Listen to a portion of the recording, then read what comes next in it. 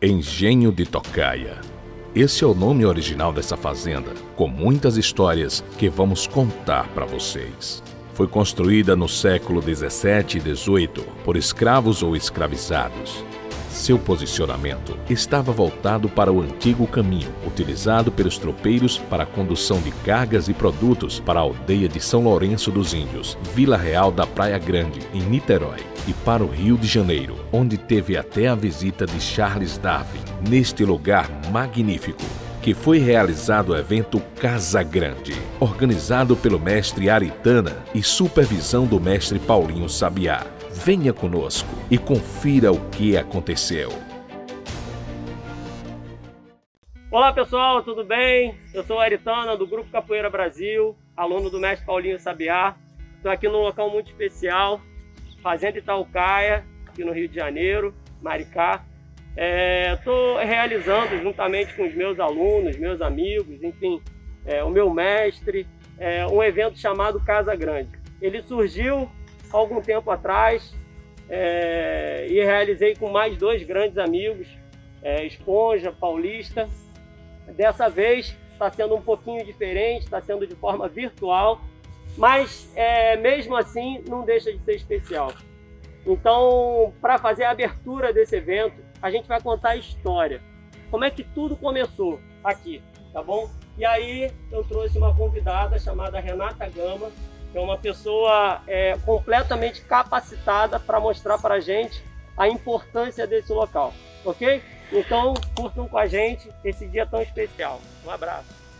Olá, meu nome é Renata Gama, sou arquiteta urbanista, funcionária da Prefeitura de Maricá, trabalho na Secretaria de Cultura, na parte de Patrimônio Histórico Cultural. Sou também conselheira estadual de tombamento, pelo INEPAC. Faço parte do Instituto Histórico e Geográfico Itaboraiense e trabalho com a pesquisa do leste fluminense, toda essa região do lado de cá da Baía de Guanabara, eu pesquiso, junto com os meus amigos do Instituto Histórico. Sou pós-graduada em meio ambiente e agora estou fazendo outras duas especializações, também em educação patrimonial e arqueologia. A arqueologia é um sonho, tenho vontade de fazer a faculdade de arqueologia, mas por enquanto estou fazendo só uma especialização. E hoje é um grande prazer para mim poder estar aqui falando com vocês sobre a história da Fazenda Itaucaia.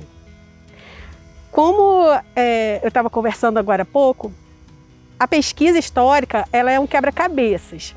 A gente nunca sabe tudo, Ao longo do tempo, a gente vai somando informações e vai completando as lacunas.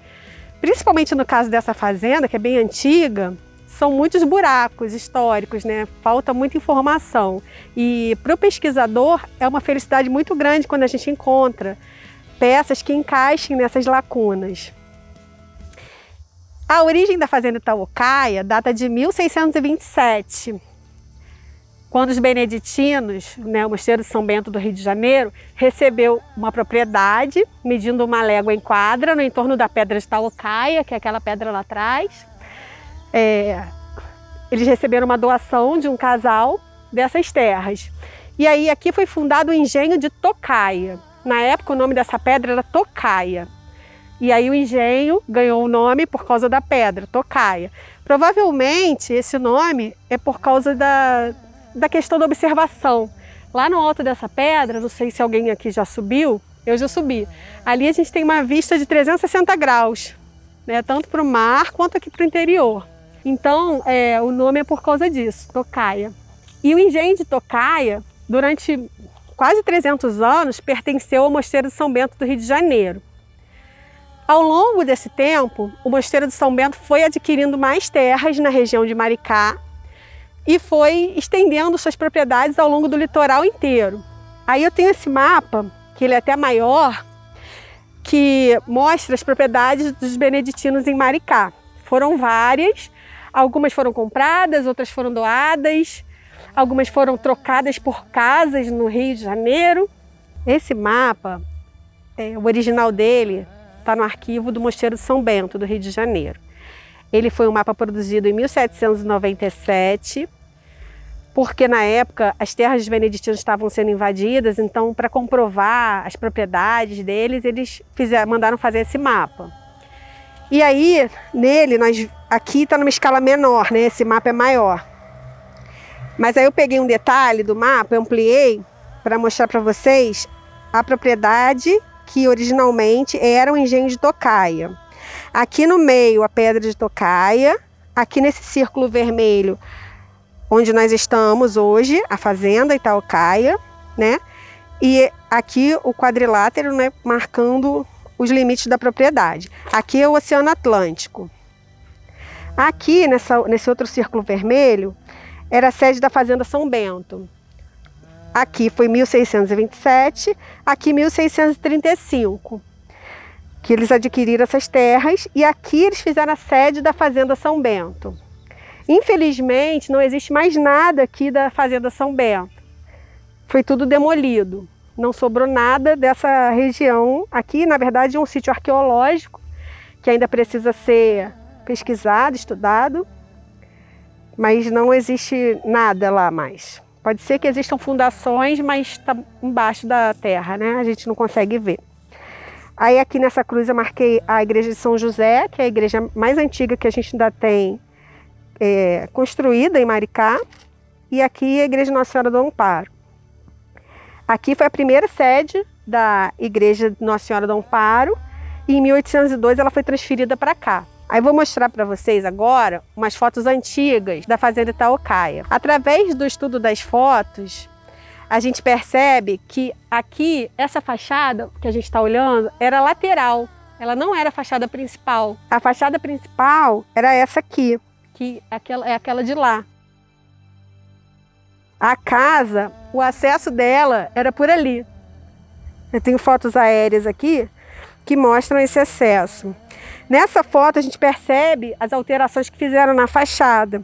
As janelas eram do tipo guilhotina, hoje em dia não é mais, né? As janelas são de 2 folhas de abrir. As janelas da capela também são diferentes. E tinham menos aberturas aqui nessa parte de baixo. Essa varanda também não existia. Ela foi feita, acho que nos anos 80, 90. Aqui é uma foto da capela, que dá pra gente ver a janela daqui de cima do coro diferente da janela que temos agora. E aquele acesso que a gente vai lá para trás, ele não existia também, aqui era fechado. Uma moça me contou uma vez, que eu estava participando de um evento aqui, que nessa parte ali, essa parte aqui ao lado, quando a gente entra naquela porta, a gente percebe que ali tem um vão, que é como se fosse um cômodo todo selado, todo fechado. Essa moça me contou que uma vez descobriram que ali tinham vários ossos. E aí o proprietário, quando descobriu isso, que foi por um acesso ali por cima, ele mandou fechar de vez. Ele ficou com medo e mandou fechar tudo. Não foi o proprietário atual, foi um proprietário bem mais antigo. Aí tem que fazer um estudo arqueológico para poder realmente pesquisar e descobrir se isso é verdade. Aqui era a fachada principal. Nessa imagem, a gente vê que até existia um ano aqui em cima. Só que por mais que a gente amplie, a gente não consegue identificar que ano era esse. Aqui é a fachada dos fundos, que é totalmente diferente do que é hoje. Porque aqui eles cavaram para o porão poder ter janelas para trás. No ano de 1832, Charles Darwin veio ao Brasil para fazer um estudo dele, né? Ele é um cientista inglês, naturalista, e ele programou uma viagem de Niterói até Cabo Frio, pelas florestas. E ele passou pela estrada que termina aqui na frente, e no diário dele ele cita a fazenda Itaucaia. Ele fala como era o posicionamento das casas aqui. Ele fala de uma escrava que, para não ser capturada novamente, ela se jogou da pedra, porque na época havia um quilombo lá na pedra. E aí muitos escravos fugiam para lá, só que a Guarda Nacional veio buscar esses escravos e aí quando eles foram encontrados, uma dessas escravas se jogou para poder não ser recapturada. Ela já era idosa, pelo que contam também. É muito interessante lugares históricos assim, porque as histórias se misturam com as lendas, né? A história oral, às vezes as pessoas acabam misturando. Por quê que eu estou falando isso? Essa senhora que se jogou lá de cima, algumas pessoas confundem. Aqui aconteceu uma tragédia, né, que foi uma situação muito triste, que numa briga de ciúmes entre o senhor do engenho e a sua esposa, e envolvia também uma escrava, que contam que ele tinha um caso, parece que a esposa mandou castigar essa escrava, e essa escrava, como vingança, dizem que ela perdeu um filho que ela estava esperando, e como vingança ela matou a filha do casal. A gente sabe que isso é verdade, porque existe dentro da capela uma urna com os ossos dessa criança e tem a plaquinha com o nome e a data que ela faleceu. E essa escrava que matou essa criança, ela fugiu. Só que algumas pessoas misturam as histórias e dizem que essa escrava que se jogou da pedra. Mas, na verdade, quando Darwin esteve aqui, essa criança ainda não tinha sido assassinada. Foi depois, né? Darwin teve em 32, essa criança foi assassinada depois. E aí, ele já conta a história dessa escrava que se jogou da pedra, né? Só que as pessoas misturam.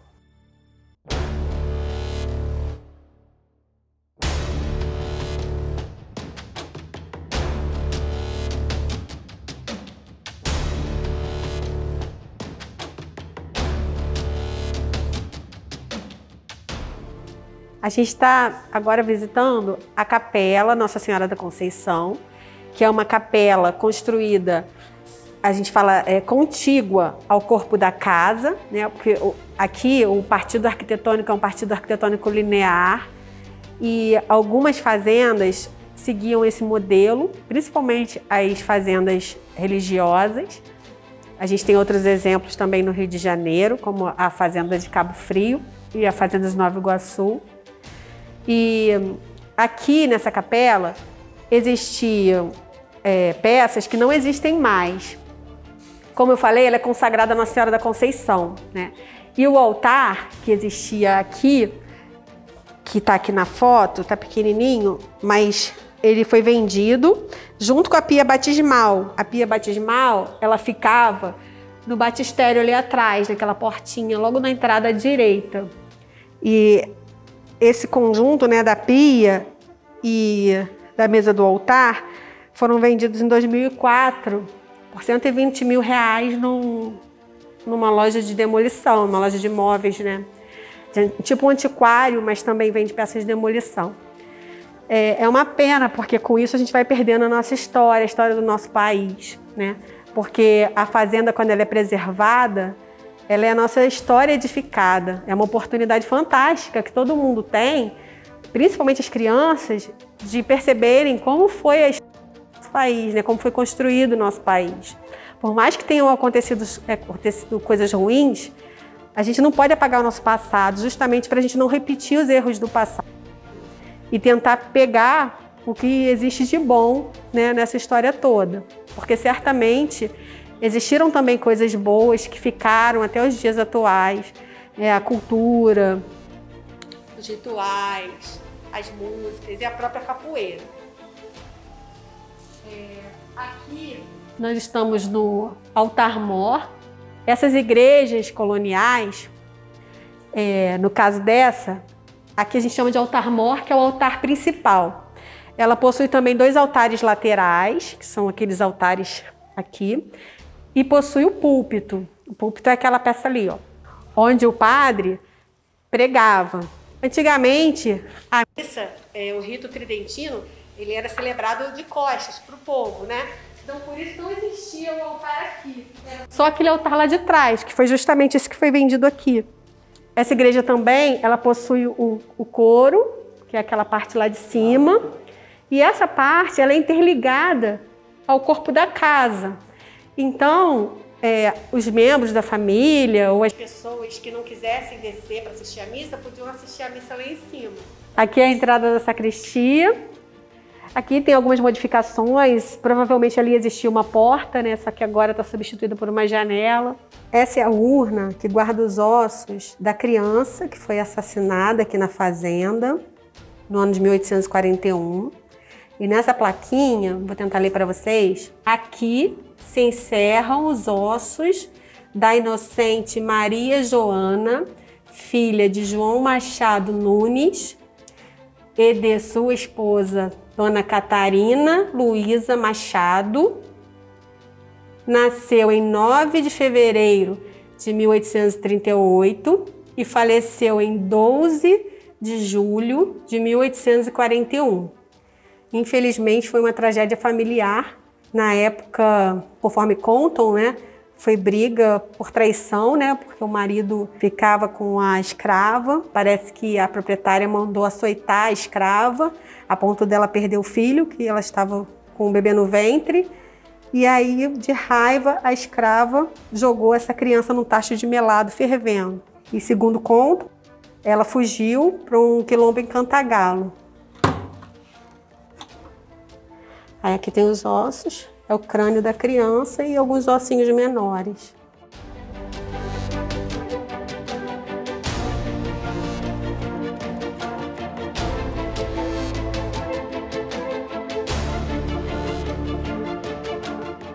A gente está agora na região onde contam que eram as senzalas.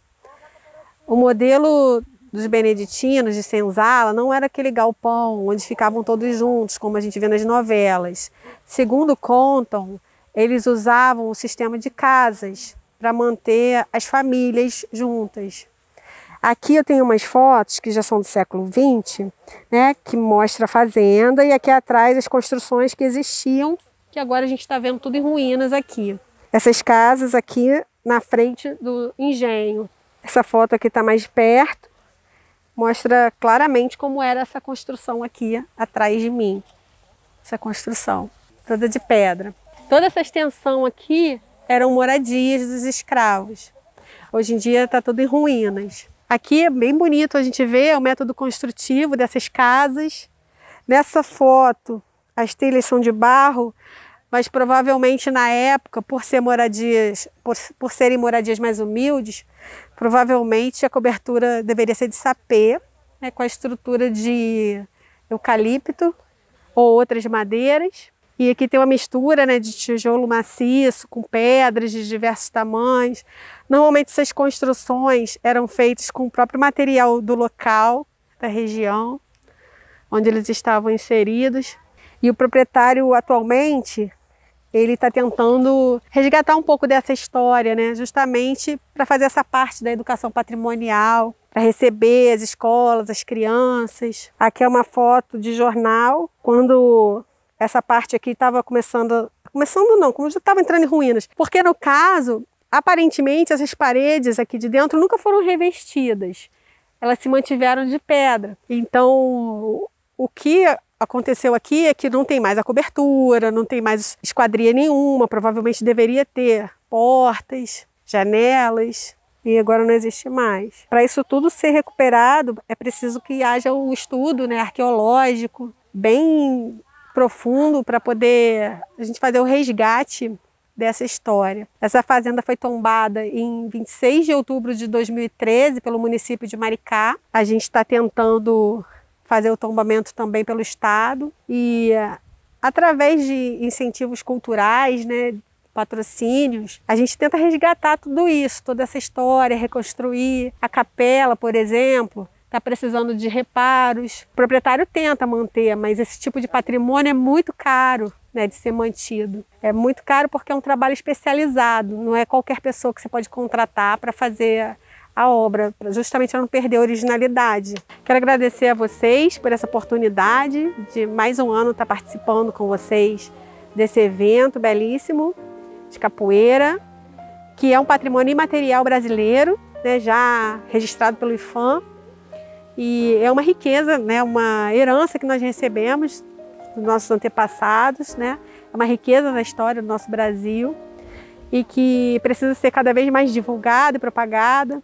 E Paraná, e Paraná, e Paraná, e Paraná, Paraná, e Paranaê, Paraná, Paranaê, Paraná, Paranaê, Paraná, Paranaê, Paranaê, Paraná.